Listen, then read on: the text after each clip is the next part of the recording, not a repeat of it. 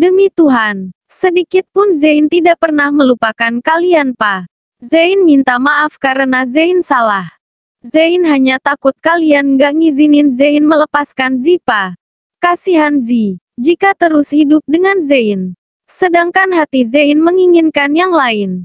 Zain minta maaf, Pa. Jawab Zain terbata, diiringi air mata penyesalan bercampur ketakutan yang luar biasa. Laskar dan sang istri diam sesaat. Saling memandang. Sungguh jawaban yang Zain telah sukses meremas ulu hati mereka. Mereka tidak menyangka bahwa Zain akan setega itu dengan wanita yang sangat mencintainya dengan tulus. Menyayanginya tanpa pamrih. Bahkan saat ini Zi juga masih berkorban untuknya. Andai Zain tahu, mungkinkah dia akan berucap demikian? Hati Laskar sudah terlanjur teremas. Bapak dua anak ini pun tak ingin bertele-tele. Dengan satu tarikan napas, ia pun mencoba mengambil keputusan yang terbaik untuk masalah ini. Oh, oke, jika itu yang ada di pikiranmu. Papa sebagai manusia biasa tidak menyalahkan perasaanmu itu. Hanya saja kamu tidak bisa menggunakan akalmu untuk menimbang baik buruknya sebuah rasa. Baiklah, jika begini maka Papa nggak akan memaksamu. Kamu mencintai wanita itu kan, maka lanjutkan. Tapi Papa harap kamu tidak pernah menyesal dengan keputusanmu ini. Mari kita pulang. Kita udah dapat jawaban yang kita mau. Papa nggak mau lama-lama di sini. Tekanan darah Papa bisa naik nanti. Laskar menatap tajam pada sang putra.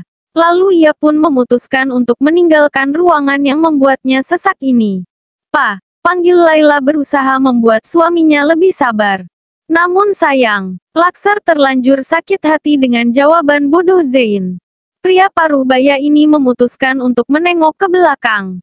Tetapi dalam hati ia akan menjaga Zi dengan jiwa raganya.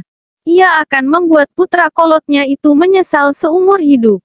Sedangkan Laila sendiri juga tidak berani melawan ketegasan sang suami. Laila sangat mengenal Laskar. Keputusannya tidak dapat diganggu-gugat oleh siapapun. Termasuk dirinya. Sabar ya Zain. Papamu memang begitu. Tanpa Mama jelaskan kamu udah tahu kan bagaimana tegasnya papamu. Mama tahu bagaimana tersiksanya seseorang ketika mencintai tapi tidak bisa memiliki. Dan memilih adalah hak setiap orang. Tapi Mama berharap kamu pikirkan lagi pilihanmu ini. Jangan sampai kamu menyesal di kemudian hari putraku. Ucap Laila masih berusaha membuat pikiran Zain terbuka. Sampai dia memberikan sedikit clue untuk membuka kenyataan yang ia ketahui. Tapi Zain cintanya sama Vitama. Mama tahu itu kan. Zain masih berusaha meminta ibu sambungnya ini mengerti perasaannya. Kamu yakin gak ada rasa sedikit pun dengan Zi? Tanya Laila memastikan. Zain tidak berani menjawab. Sebab ia saat ini hatinya dalam kegalauan yang tidak bisa ia kendalikan. Oke, seperti halnya papamu. Mama nggak akan memaksamu. Namun, Mama sarankan sebaiknya kamu berusahalah meminta maaf dari papamu. Mau bagaimanapun dia adalah orang tuamu. Kami tidak bisa mengabaikan itu. Mama tidak bisa menyalahkan papa jika dia marah padamu karena kamu memang salah. Zain pahamkan maksud Mama. Ucap Laila lembut, mengeluarkan jiwa keibuannya. Karena menghadapi Laskar dan Zain memang harus bersikap lembut. Selembut-lembutnya, pada dasarnya mereka tidak bisa dikasari sedikit pun. Iya Ma, nanti kalau Zain sembuh, Zain akan menemui Papa. Jawab Zain sungguh-sungguh. Ya, sebaiknya begitu. Oke, Mama balik dulu. Nanti macan tutul itu keburu marah. Takut Mama, kamu cepat sembuh ya jangan sakit-sakit. Nanti Mama suruh Vira sama Lutfi jaga kamu ya, ucap Laila dengan senyum keibuannya. Iya Ma, makasih banyak ya Ma, jawab Zain. Lalu Laila memeluk sang putra. Sebelum ia benar-benar meninggalkan ruangan ini. Di luar ruangan, terlihat Vita dan Rian hanya diam. Terlebih aura kemarahan sedang mencekam di sini. Rian dan Vita sama sekali tidak berani berucap apapun. Sampai Laila keluar dari ruangan Zain dan tersenyum kepada mereka berdua. Kalian boleh masuk titip putra tante ya. Ucap Laila kepada mereka berdua. Tak ada kemarahan sedikit pun, baik kepada Rian maupun Vita. Ya, Laila memang tidak ingin memberikan kesan buruk kepada mereka. Terlebih kepada Vita, wanita yang katanya dicintai oleh putranya. Baik Tan, jawab Vita dan Rian serempak.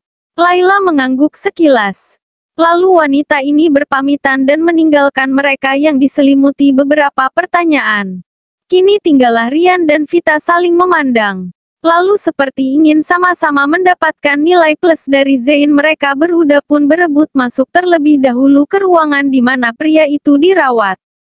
Vita masuk ke dalam ruangan itu terlebih dahulu. Merasa ada kesempatan, Vita pun dengan cepat hendak menutup pintu itu. Sayangnya Rian tak mau kalah hingga terjadilah aksi dorong-mendorong di antara mereka berdua. Vita tak kuat lagi melawan. Lalu pintu pun terbuka dengan paksa. Mereka berdua jatuh terpelanting. Kali ini Rian menindih Vita kembali, bibir mereka bertemu. Terkejut, mata mereka saling memandang melotot. Dengan cepat Vita pun memukul Rian. Dasar tukang ojek kurang ajar. Teriak Vita marah. Maaf mbak, maaf. Saya nggak sengaja. Abis mbaknya ngajakin ribut melulu. Jawab Rian sembari beranjak dari atas Vita. Vita yang tak terima tentu saja kembali memukul Rian dengan membabi buta. Mengelap kasar bibirnya. Bahkan ia tak lupa mengumpat pada pria yang ia pandang sebelah mata itu. Dasar tukang ojek biadab. Pergi kamu dari sini. Pergi. Usir Vita sambil mendorong Rian. Rian yang merasa bersalah tentu saja tak bisa melawan. Akhirnya dengan berberat hati ia pun memilih berpamitan dan melangkah pergi meninggalkan ruangan di mana Zain dirawat. Sedangkan Zain hanya menatap santai apa yang terjadi pada mereka. Entahlah, Zain santai saja. Tidak ada rasa cemburu tersirat di hatinya. Padahal Vita adalah pacarnya, dan bibir itu seharusnya haknya. Seharusnya Zain marah dan memaki mereka. Tetapi, Zain tidak bergairah melakukan itu. Zain malah merasa pusing melihat tingkah barbar Vita. Entahlah, rasanya sudah tak respek saja. Selepas kepergian kedua orang tuanya, Zain menatap kosong ke arah jendela di mana dia berada. Terbesit sebuah penyesalan telah mengambil keputusan gila tanpa melibatkan mereka. Sang ayah benar, bahwa dirinya sangat bodoh yang bertindak semaunya sendiri seolah kedua orang tuanya sudah tidak ada lagi. Padahal awalnya tidak seperti itu niat Zain. Namun, mereka juga tidak salah menilai demikian. Zain tersadar dari lamunan ketika Vita membawakannya sepiring lontong dan juga sate kesukaannya. Makan dulu bang, biar cepat sembuh, ucap Vita perhatian. Ya terima kasih, jawabnya lirih. Lalu pria kolot ini pun mengambil piring berisi makanan itu. Setelah itu ia pun mulai menyuapkan satu persatu makanan yang ada di piring yang ia pegang. Meskipun sedang makan, Zain tetap terhanyut dalam pikiran kosongnya. Bingung bagaimana harus melangkah. Zain sadar, Zain paham, bahwa kedua orang tuanya tidak menginginkan Vita sebagai menantu mereka. Namun ia sudah berjanji pada Vita untuk menikahinya. Bukan hanya itu, Zain juga tak bisa mengulang kesalahan yang sama dengan mencampakkan putri dari keluarga yang sama. Ia pernah berlaku tak adil pada kakak Vita. Masak dengan Vita pun ia harus mengingkari janji. Tetapi bagaimana dengan wanita itu? Bagaimana dengan menantu kesayangan orang tuanya itu? Bagaimana dengan wanita yang nyatanya selalu sanggup membuatnya merindu itu? Ah, Zain serasa berada di dalam ombak dan terombang-ambing tanpa arah. Tak memiliki pegangan hidup ternyata menyakitkan. Apalagi saat ini kedua orang tuanya enggan merengkuhnya. Enggan mendampinginya melewati masa sulit ini. Dan mereka tidak salah karena Zain telah memilih. Hampir 30 menit Zain memegang piring berisi makanan itu. Namun hanya beberapa yang masuk ke dalam mulutnya. Sampai Vita akhirnya lelah menunggu. Ia pun menegur Zain. Sudah bang makannya, tegur Vita. Ya, makasih ya, jawab Zain seraya menyerahkan piring itu kepada wanita yang dipacarinya. Sedangkan Vita pun langsung mengambil piring tersebut dan tak lupa ia juga mengambilkan minum untuk kekasihnya ini. Makasih, ucap Zain lagi. Sama-sama, bagaimana perasaan abang? Ceritalah bang, jangan diam saja. Pinta Vita halus bagaimana aku bisa cerita. Ini menyangkutmu, menyangkut masa depan kita, batin Zain. Apakah orang tua abang gak merestui kita? Tanya Vita. Langsung pada intinya. Ya, seperti itulah. Jawab Zain, sedikit tegas. Lalu gimana bang? Vita udah terlanjur kasih tahu kakak kalau abang mau ngelamar Vita. Kalau nggak jadi apa kata mereka? Jawab Vita, air mata pun langsung meleleh keluar dari sudut-sudut matanya. Pelan-pelan nanti abang bujuk mereka.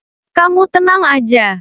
Nanti kalau abang udah sembuh kita pergi ke rumah keluargamu.